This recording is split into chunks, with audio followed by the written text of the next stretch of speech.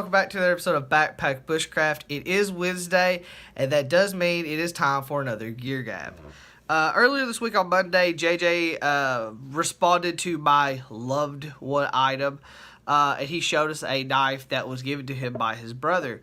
The knife itself was, I think personally, I thought it was an awesome knife, or maybe a machete. It was kind of a larger cutting tool. But either way, I thought it was fantastic, and he actually said, I don't use this in the field, not because I don't like it, but because I can never get another one just like it. And I absolutely know that feeling. There's a lot of gear that I have here that, item-tarily, or I guess, just on the item itself, I could easily replace, like go to Walmart and buy another one. But it's the act of giving that gives it so much power, or so much, I guess, prestige in my collection, because someone gave it to me. And again, JJ, thanks for sharing that. After that, he followed it up with, typical GearGab. What do you have that responds to this? He showed us a pump and a filtration pump to purify water. He asked me how I purify my water. And guys, I'm old school. I keep it simple. Stainless steel canteen. Now, you've seen this canteen before, but I've never really did an in-depth thing on it. I did one on the blog when I first made it, but I thought that would be a good time to do this. Alright, so first let's start with the cap. The cap is plastic. Now, I have rules for canteens. They have to be metal, they have to be single-walled, and they have to be 100% metal at point at which you will stick them into the fire. I'm going to show you how this fits all that. This cap is plastic, but it is 100% removable. When you take it off, you're left with a metal ring. That's perfect. It does have another neat feature, which is you actually can open up the pour spout for drinking purposes.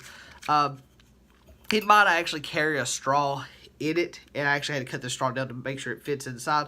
And that's because I have a kid, and I typically take this everywhere I go. If my kid's thirsty and all I have is a canteen of water, I want to give him a drink, I don't want to have to mess around trying to help him, take a sip from here, because I've had grown men spill it on themselves as well. So I just keep a straw in here, safe and sanitary, and it gets cleaned out, I think, once a week or so anyway, too. It just makes life simpler. Moving on from that, we have the canteen itself, and it actually has its straps. Now, these straps were added on by yours truly. This was originally just a Stanley, I think it was a 1 quart, I think it was a 1.1 liter, 1 quart, something like that. But it had attached straps to, for a better word, these rings here. And you could not remove them, so I cut those off, and I knew that I was kind of figure out some type of strap system. But what I actually came up with was, this is a couple feet of bank line. I can't remember exactly what. It's been knotted up and tied up, so it's very compact now. But if you undid it, I could easily put it across my shoulder, or wear it around, just like you would wear a heavier canteen. So it is multi-purpose for that. And actually, I could use the bank line for something else. And then I just added these small little carabiners to clip it to these rings, so that I have some type of strap system for it. Now the vessel itself, the canteen itself, stainless steel, single walled, and again it holds about a quart. Now how I use this in purifying my water is very simple. I boil it. Boiling water for about 1 minute will kill almost all waterborne pathogens. At least that's the numbers. Or at least that's what I've been told. I want to say it's almost as, I want to say it's the same level as bleach is, but I think bleach might be a little bit better. If I ever have the chance, I just boil water. It's simple. It's easy, and I don't have to worry about nothing else. That's my opinion on it. Now, if the water is really dirty when I go to do this, I have another thing I do to purify the water, to clean the water out. Well, actually, I'll show you that later on this month.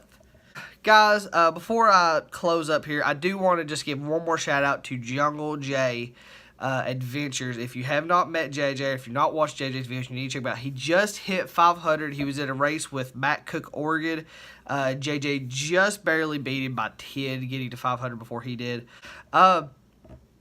But yeah, guys, just definitely go check him out. Give him a sub, give him a like. Great stuff. I saw a comment about somebody up there the other day that said that he deserved to be on, Discovery Channel or History Channel, something like that. Could not agree more. The man's talented, to say the least. But now, guys, if you want to continue seeing Gear Gabs and you don't want to miss them, especially next week because we'll be having a new Gabber, make sure you like, comment, subscribe to the channel, Backpack Bushcraft. You can also follow me on Facebook, Twitter, Instagram, and Gmail at BPackBushcraft. You can also check out the website where I post content on Monday, Wednesdays, and Fridays, 2 p.m. EST. That website is www.backpackbushcraft.com. And until next time, guys, keep those fires burning and put another log on for me.